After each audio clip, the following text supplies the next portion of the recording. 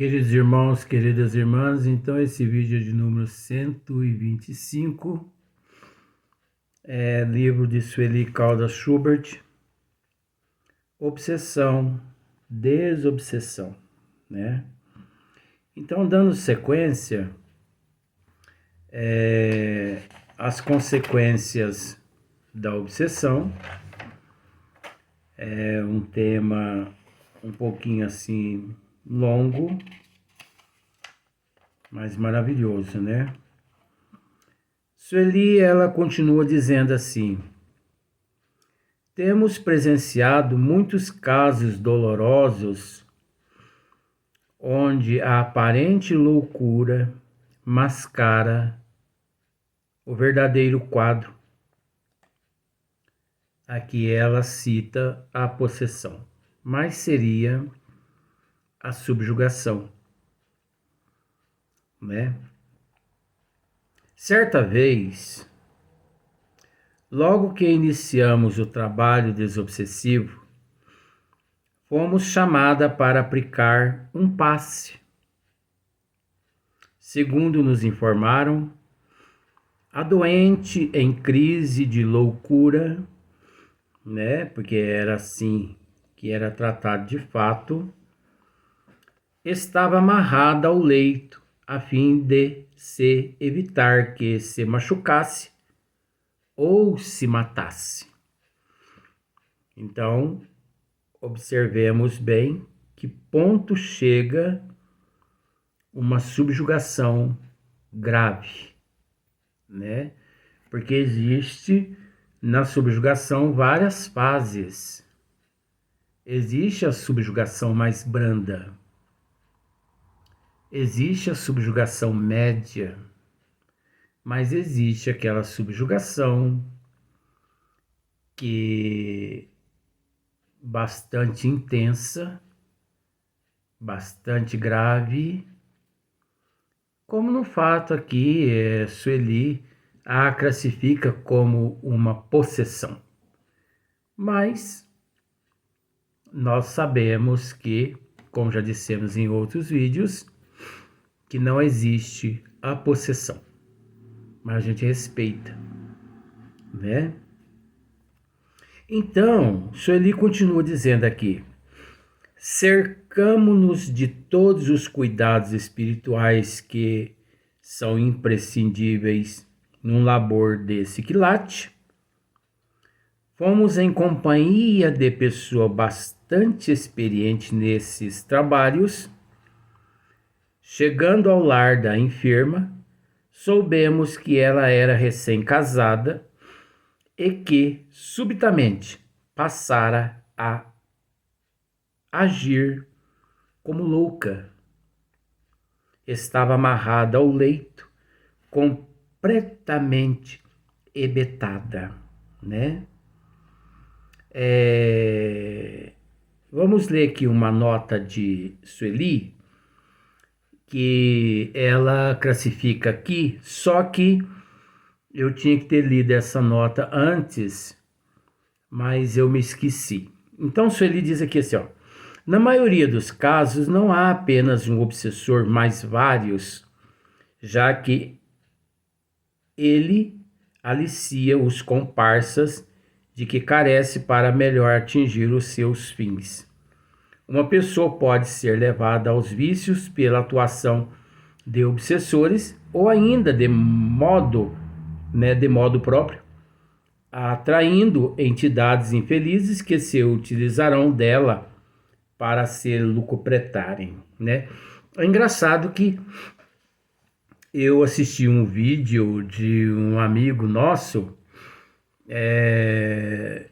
de um centro maravilhoso que nós temos aqui em São Sebastião do Paraíso.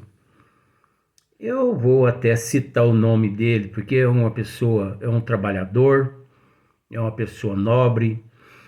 Ele trabalha numa casa aqui, que é uma casa maravilhosa, que chama-se Casa Espírita do Dr. Bezerra de Menezes. É um centro maravilhoso.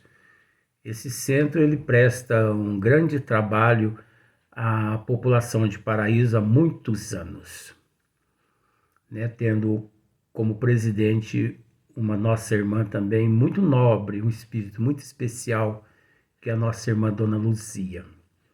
Então, veja bem, gente, por essas características morais que eu estou citando, porque você percebe, não sei se você já percebeu, eu não cito o nome de ninguém aqui, eu não cito o nome de casa espírita nenhuma aqui. Agora, a partir do momento que eu cito, pode ter certeza de que eu estou citando coisa nobre. Nossa irmã Dona Luzia é um exemplo a ser seguido. Espírito muito nobre. E a casa espírita que ela fundou há muitos anos é uma batalhadora, né?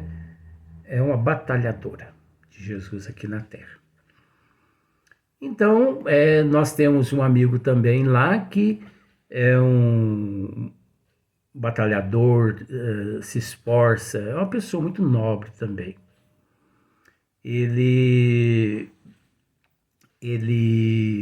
Eu vou dizer o nome dele, ele chama Júlio, né? Um amigo meu também. Então eu posso dizer, porque eu estou me referindo a essas pessoas assim, com muito respeito, muito carinho, e são pontos de referências em São Sebastião do Paraíso que as pessoas podem procurar essas pessoas, porque essas pessoas, eles têm entregado suas vidas físicas em prol das pessoas necessitadas. De forma que, onde é que eu quero chegar? O nosso irmão Júlio, ele postou um vídeo mostrando, né? Nesse vídeo mostra uma jovem senhora que ela, de acordo com os pensamentos negativos dela, de repente se fez presente vários espíritos das trevas, obsessores, espíritos trevosos, negativos, se fizeram presente e aparece a imagem desses espíritos. E eles a induzem a fumar, a beber e tudo mais.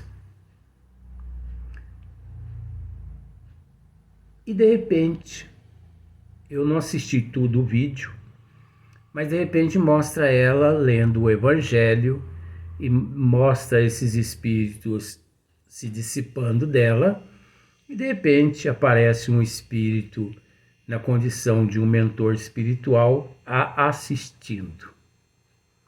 Então é dessa forma que acontece com a gente.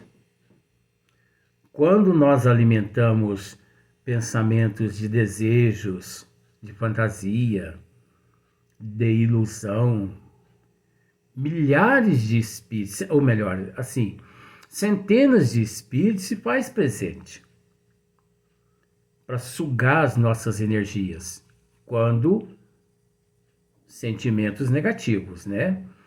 O contrário também acontece quando espíritos nobres, percebendo os nossos sentimentos nobres, eles também se fazem presentes, né? Mas olha só para você ver.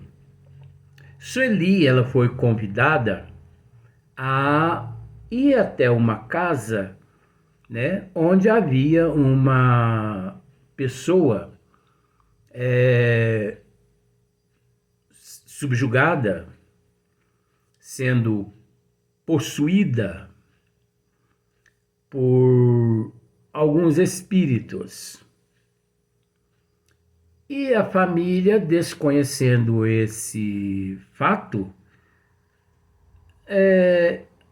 a imobilizaram, amarrando-a, tanto para que ela não ferisse ninguém, como também para ela não se ferir. Então, Sueli se cercou-se de pessoas capacitadas, médios capacitados, médios sérios. Nós vamos tratar isso mais lá na frente, mas eu vou mexer no assunto agora aqui um pouquinho. médios sérios, médios muito disciplinados, médios muito responsáveis. Então ela se acercou-se, né, desses médios para auxiliá-la lá naquele caso que ela foi lá na casa dessa paciente atender essa paciente em casa.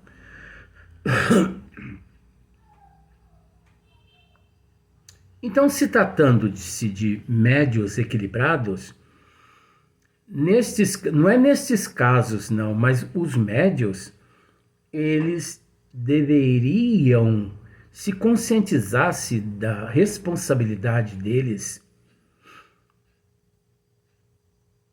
É fácil o que eu vou dizer agora? Não é.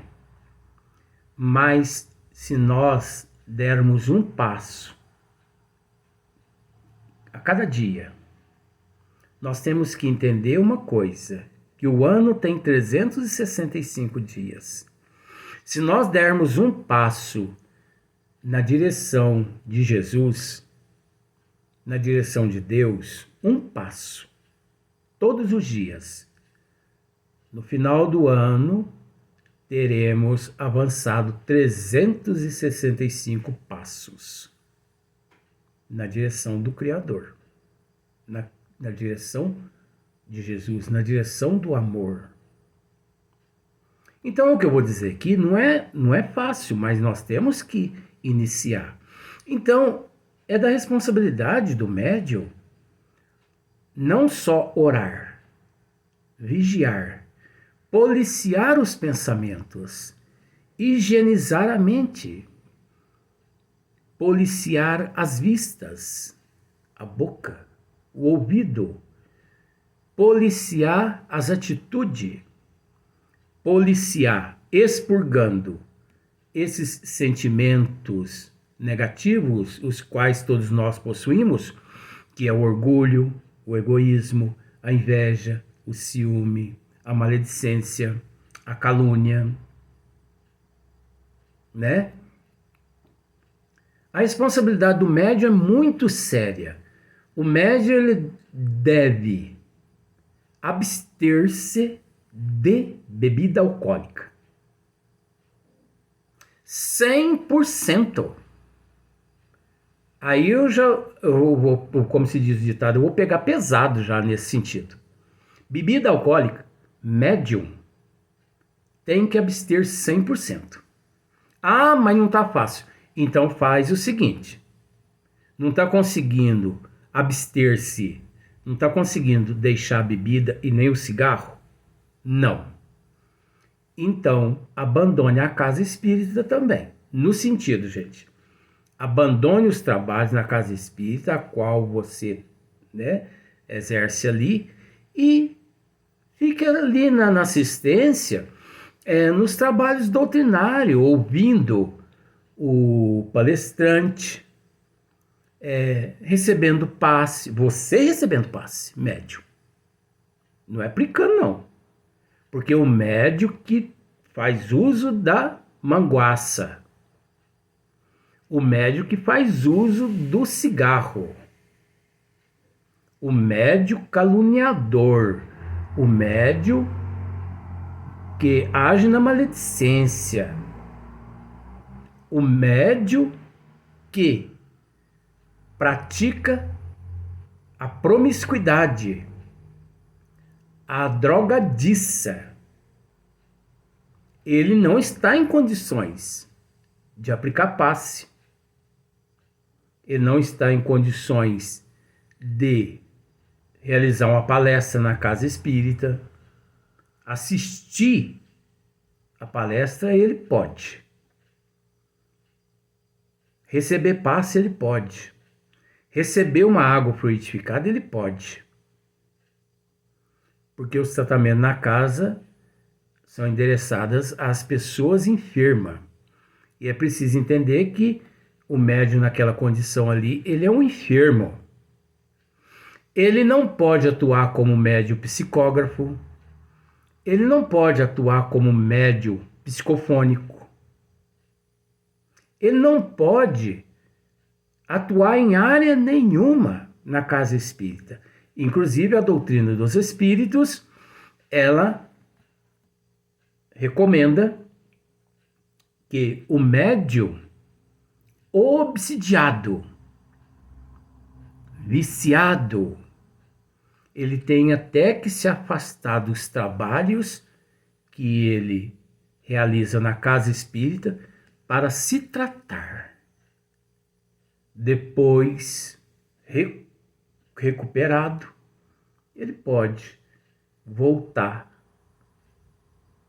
aos trabalhos devagarinho. Então nós vemos muitos médios. No ano de 2023, eu tive a oportunidade de presenciar muito isso. Quantos médios nos bares tomando cerveja,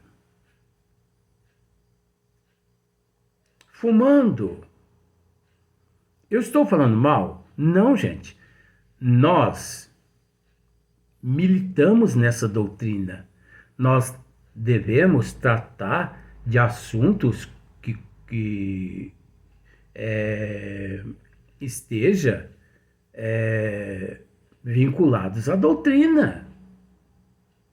Nós não podemos ser assim tão irresponsáveis. Eu não posso falar mal de ninguém. Isso é contra os desígnios de Deus. Mas quem está falando mal aqui? Nós estamos tentando mostrar o certo.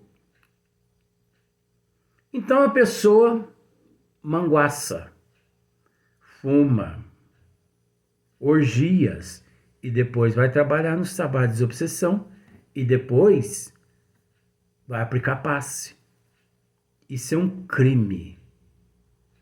Isso é um crime. A pessoa ali, ela não só se destrói, como ela transmite, porque ela é uma via de comunicação, ela transmite para as pessoas todas aquelas toxinas que ela traz armazenada no seu eu, devido àquelas indisciplinas. Então vejamos, Sueli, ela se cercou de médiuns capacitados, conhecedores, para ir até essa moça, para lá assistir essa moça. Olha só para ver, ó. Então, ela era recém-casada e que subitamente passara a agir como louca. Estava amarrada ao leito, completamente abetada, né? Era um quadro triste de se ver. Sueli narrando o caso dessa moça. Fizemos a leitura de um trecho de O Evangelho segundo o Espiritismo. Então, chegando-se lá na casa, Sueli, né, ela fez-se uma leitura do Evangelho segundo o Espiritismo, oramos e aplicamos o passe, trazendo alívio bastante acentuado à doente, que se apresentou bem mais serena. Recebemos esclarecimento dos benfeitores espirituais de que o caso era de possessão e que a jovem senhora deveria ser tratada espiritualmente. Olha que interessante. O mentor espiritual ali de Sueli, né, a orientou de que o caso daquela nossa irmã ali, que acabara de receber o passe, era um caso de possessão. Então, como nós já dissemos em outras oportunidades, um caso de subjugação, né? Então nós estamos respeitando esse termo de Sueli, porque uma hora Kardec ele retira esse termo das obras básicas, mas na Gênese ele já trata da possessão. Então isso é de menos. O importante é o raciocínio, né?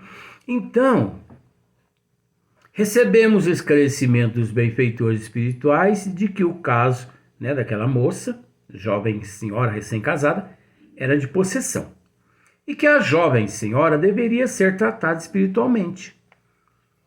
Quer dizer, deveria ser tratada espiritualmente.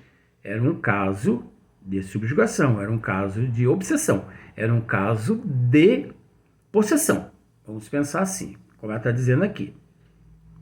Recorrendo-se ainda à terapêutica médica, o mentor de Sueli a orientou que essa jovem senhora, ela não só deveria ser tratada espiritualmente, como também recebendo a terapêutica médica, né? Quer dizer, passando por um psiquiatra e medicamentos psiquiátricos, né? Evitando-se, porém, a sua internação. Então, era um caso que podia ser tratado em casa, né? Desde que a família a levasse num psiquiatra, medicamentos, né, prescritos pelo psiquiatra. Em casa ela podia tomar aqueles medicamentos prescritos pelo psiquiatra e também conciliando o tratamento espiritual, o passe, água fluidificada e tudo mais. Recorrendo-se ainda à terapêutica médica, evitando-se, porém, a sua internação, já que haveria possibilidade de tratá-la em casa. Olha só para você ver o que eu acabei de dizer. Conseguiu-se, inclusive, que ela se acalmasse pouco a pouco, acalmasse pouco após a medicação. Entretanto, a família da paciente era absolutamente contrária ao tratamento espiritual e manifestou-se em franca oposição ao prosseguimento do trabalho de passe, bem como de quaisquer outras orientações do Espiritismo. Afirmaram que apenas aceitaram o passe naquele momento por se tratar de emergência e por estarem chocados com a situação. Alguém havia sugerido o Espiritismo como solução urgente. Porque eu não sei se você sabe disso. Existem esses casos. Tem pessoas que recorrem a tudo. Tem pessoas que recorrem a todas as religiões. Recorrem a tudo quanto é tipo de medicamento. Quando eles percebem que não há mais onde buscar ajuda, eles vão em busca do espiritismo. É interessante isso, né?